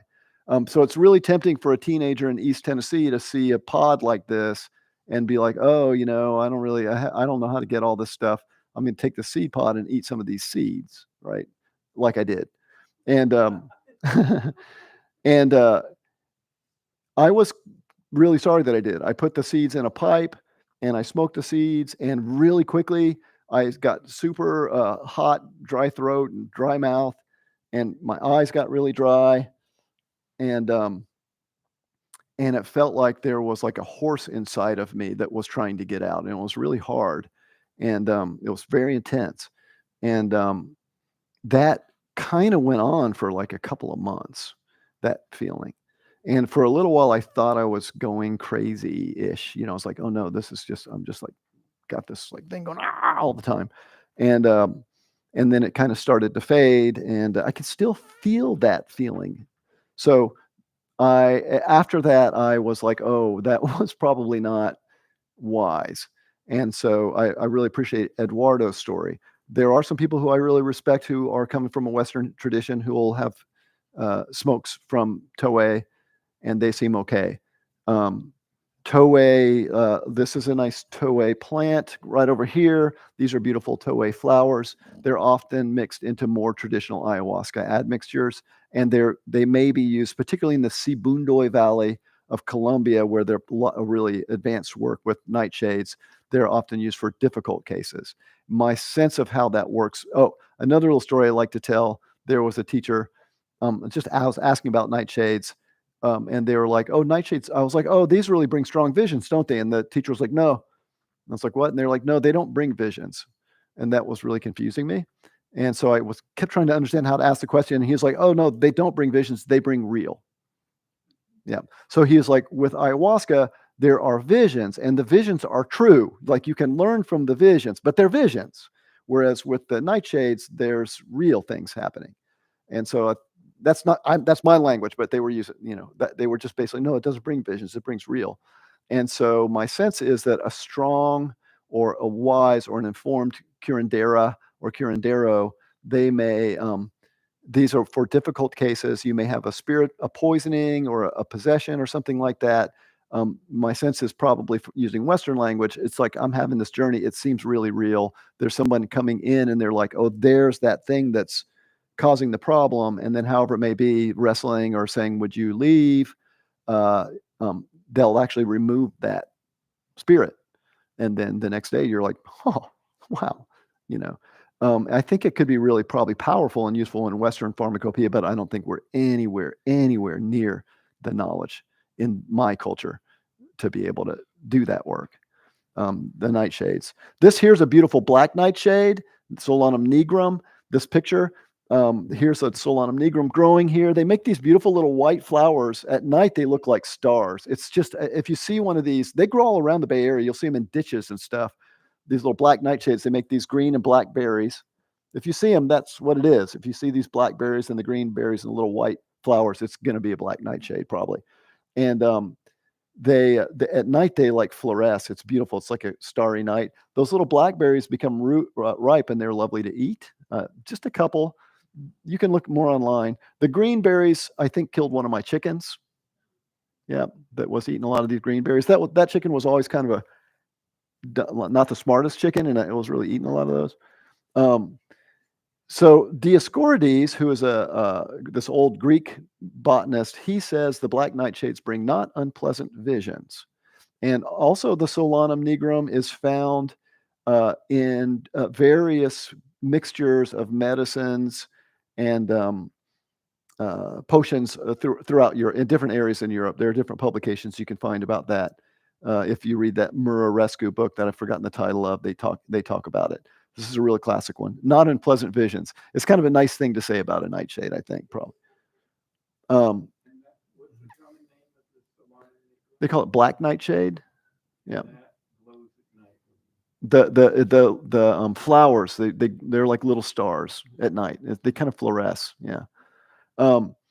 There's a nicotinic receptor, and they call it a muscarinic receptor. And if you're poisoned with Amanita, ocreata, or phalloides, the poisonous kinds of Amanita mushroom, then they'll give this sometimes to be a type of antidote because it's binding with the same receptors. I think it's really a misunderstanding that that's done but that historically.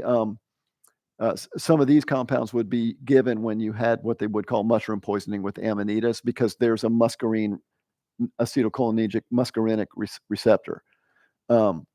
Nicotine, atropine, these are some of the classics. Beautiful datura, toloache. If you drive by San Pablo and 28th Street, down on 28th Street right now, there's a beautiful datura growing. It happens to be right in front of my house too. It's a really, really lovely one. And I wouldn't be offended if you harvested the seeds when the seed pods were dry. There'll be seed pods probably in about 2 months. They will vary widely from plant to plant. Some have very potent seeds and seed pods. Others don't have much in the seeds. So you really need to know the plant. And again, I wouldn't work with this one unless you really knew what you're doing. Beautiful Toei, Floripondio, yellow and peach and white, double bloomed. Toei is widely used throughout South America, often as an ayahuasca admixture. And we've been talking about for difficult cases. The most famous area is the Sibundoy Valley in Colombia, but it's also used by others, Kamsa and other traditions. Yeah. This is one that I love to have in my altar and in my house. A way to get to know this plant, which people will really report and experience, is by bringing some flowers inside at night and keeping them next to your nightstand. So if someone wants to take flowers home with you, these big trumpet flowers here, you're welcome to. Folks will report feeling that they have been like visited by a spirit or things like that. They'll report like really different rich dreaming. Some people say that some of the molecules are in the scent of the flower. People will report getting really high by just getting in the middle of the flowers and breathing them. I don't know about that. What I do know is one of my friends was like saying, "Hey, Bob, I want to get a relationship with Toei. How do you do it?" And I was like, "Well, I don't have a really a relationship where I take it into my body, but I like to bring the flowers." And I've heard the story I'm just telling you, to bring the flowers in at night. So I shared that story with my friend Christopher, and he and his friend Leandria brought the maybe I shouldn't. I think it's okay that I shared that. They brought them in just to have beautiful flowers at their bedside. At about 3 a.m, roughly in the middle of the night, they both were wide awake. And one of them said to the other, "Is there someone in the room? Are you awake?" "Yes." "Is there someone in the room?" "I think so," which is not their normal thing. It's not like they're going to. And so she was like, "Hey, turn the light on." And he went to turn the light on, and he told me the story, which is right by the bed, right where you put your hand, the regular place. You just don't think about it. He couldn't find the light switch. It had never happened before. He was just like not able to find the light switch. That took a lot of time. Finally, he found the light switch, turned the light on. They didn't see anyone there. So they're like, "Okay, there's no one here. Turn the light off. There's someone here." So they turned the light back on, and they said, "Whoever is here, some nice thing, like, thank you for your visit. And we just like to kindly ask if you would go back to the universe elsewhere because we're trying to sleep." Turn the light off. Still there, not going away.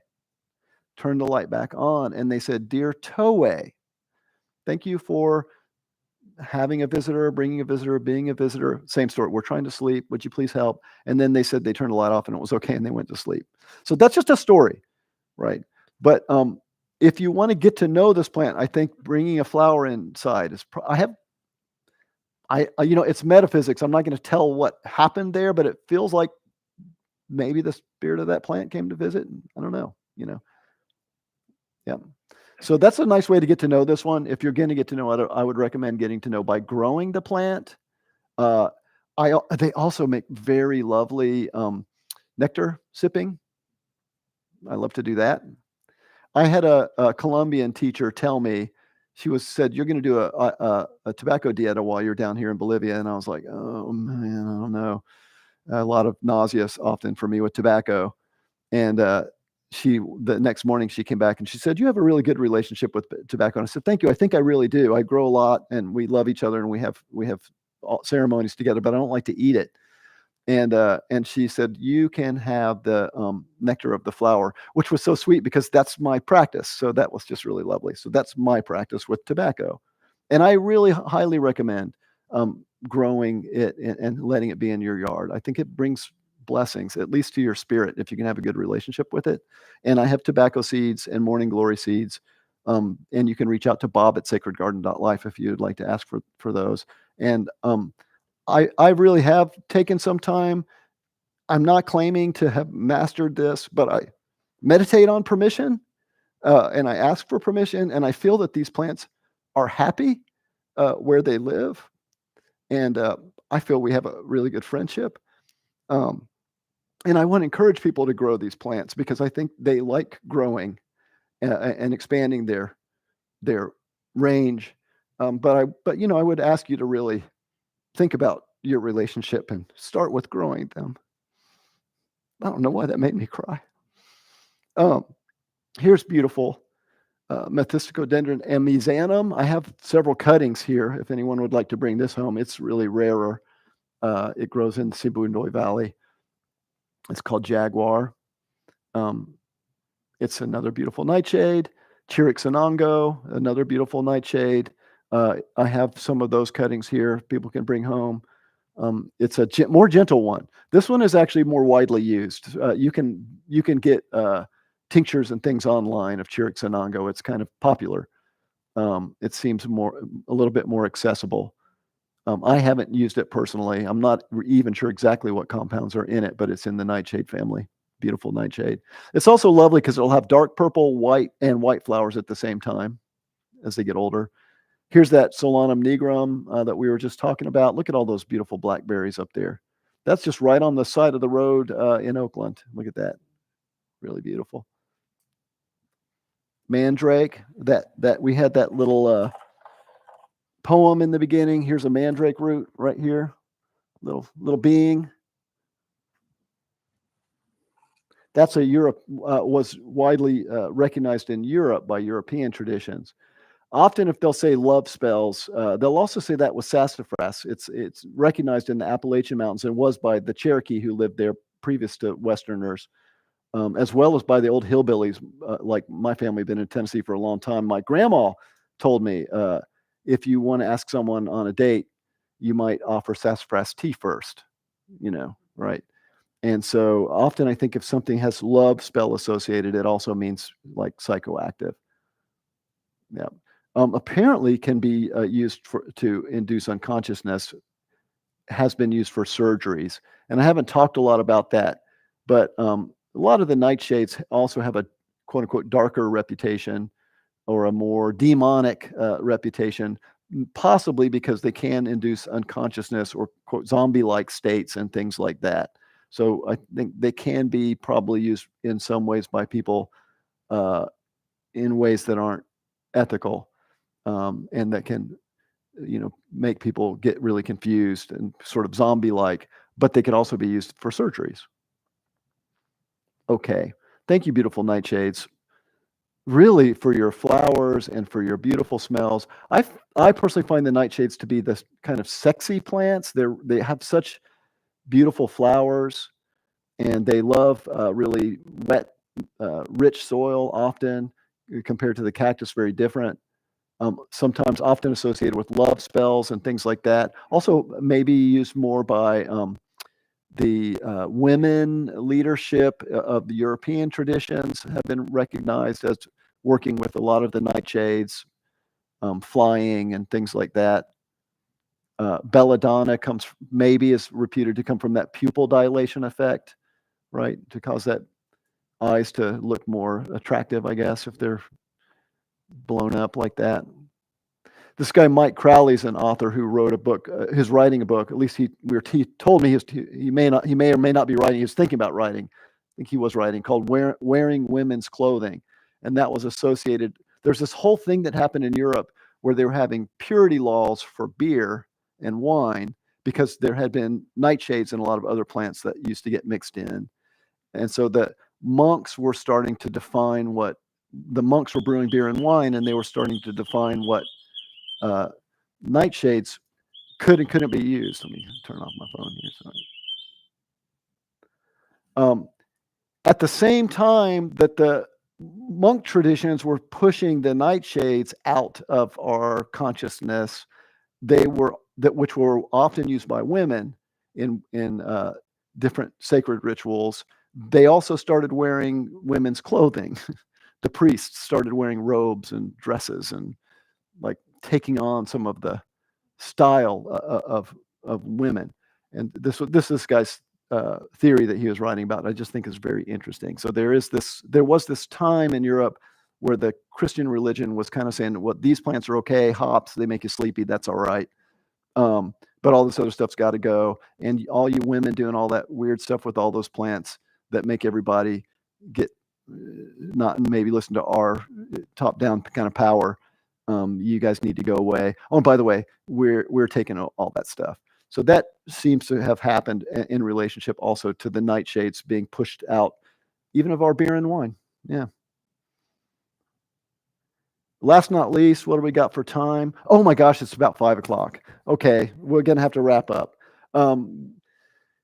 It's a good place to wrap up. There's infinite other. There's infinite other. Yeah. So we just got to really spend a little bit of time with the sacred plants of the big sky. Here's a beautiful little four winds Trichocereus bridgesii, a little four-sided cactus with mescaline, the deep forest, all of these different plants bringing DMT and MAOIs like ayahuasca and chacruna and arundodonax and phalaris and passion flower and Syrian rue. They're all just right here, just in this little room with us. So we looked at the big sky, we've looked at the deep forest, we've looked at that beautiful bright night with this lovely datura here. Last not least is infinite other. So we've all kinds of beautiful Salvia divinorum. I really have a lot of poignancy in my heart when I talk about Salvia divinorum, having spent a little bit of time in Sierra Mazatec and having experienced the sensitivity around appropriation and the challenging relationships between the West and the North and the South associated with Sierra Mazateca. So I'm really just meditating on right relationship in that area. I've received some like small P permissions from specific curanderos who are in Sierra Mazateca, but I've heard others really argue that that's not enough, and I'm just listening in that space. But it's interesting because here I am talking about feeling questions around whether I've received permissions, but they're widely available at head shops and concentrated forms and all kinds of stuff, which is not a recommended way of engaging. Really chewing the fresh leaf is a lovely way of engaging this plant. It's a way that I have learned, and there's a number of different beautiful Salvia divinorum. Here's Salvia divinorum growing here. If folks would like to bring salvia home, I have things that will let you bring salvia home. These are also an interesting plant. We were having some conversation before. Often people will report not easy to grow, kind of challenging, but it's been so strange. I had a similar experience. It took me like 3 years. I had to go through 3 different times I got new plants, and they wouldn't really grow and they wouldn't really root.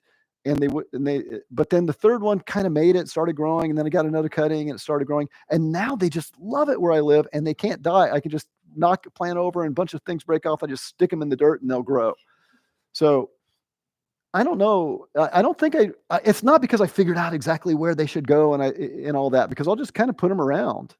So I don't know if it's like growth hormones go into the air that they can feel, and now they're like, oh, this is okay.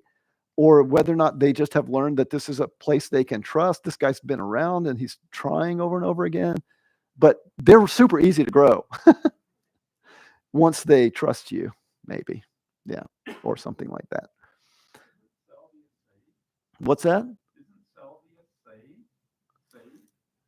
sage?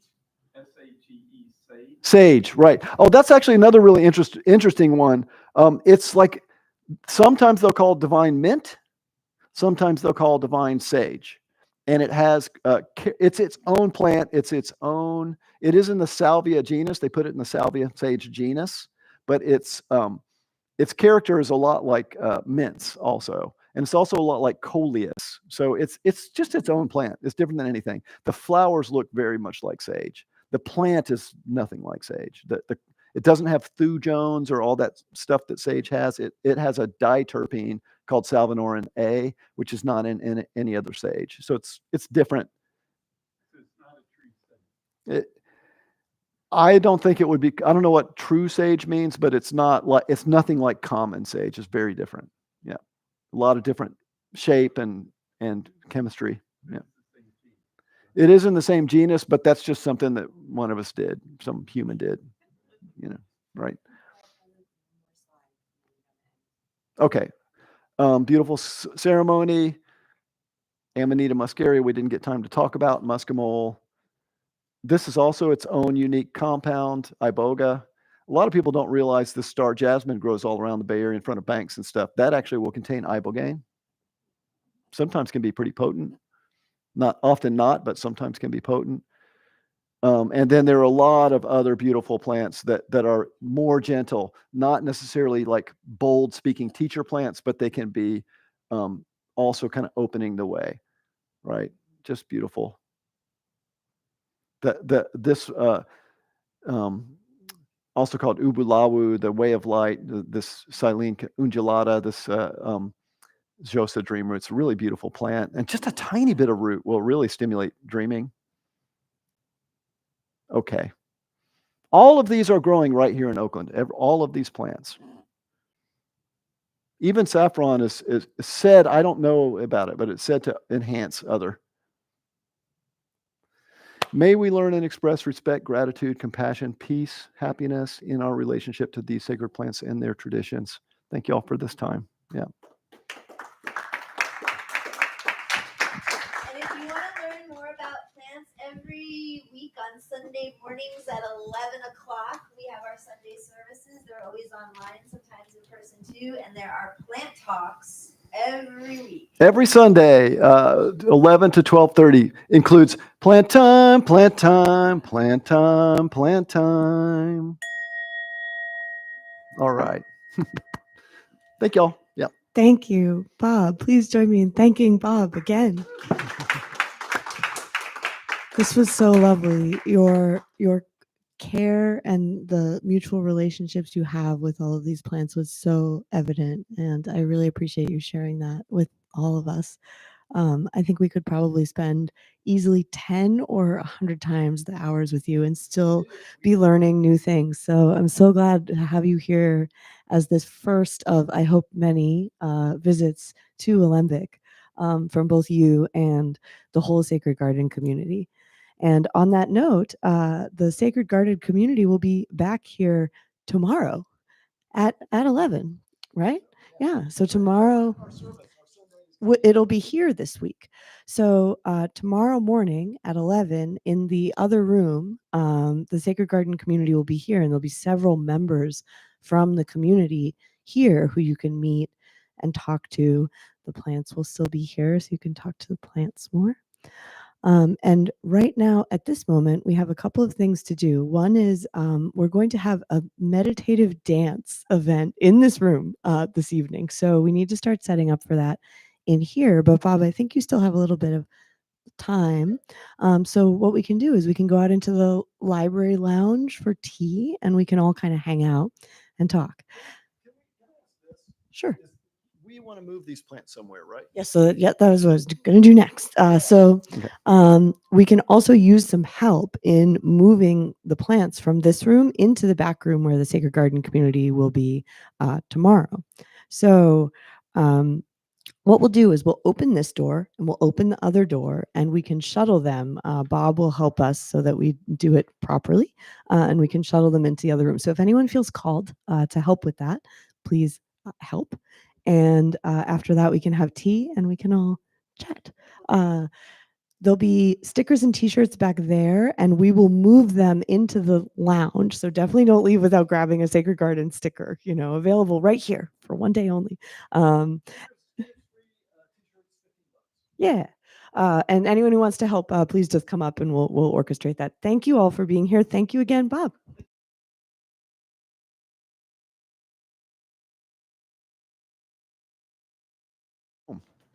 We'll talk about it.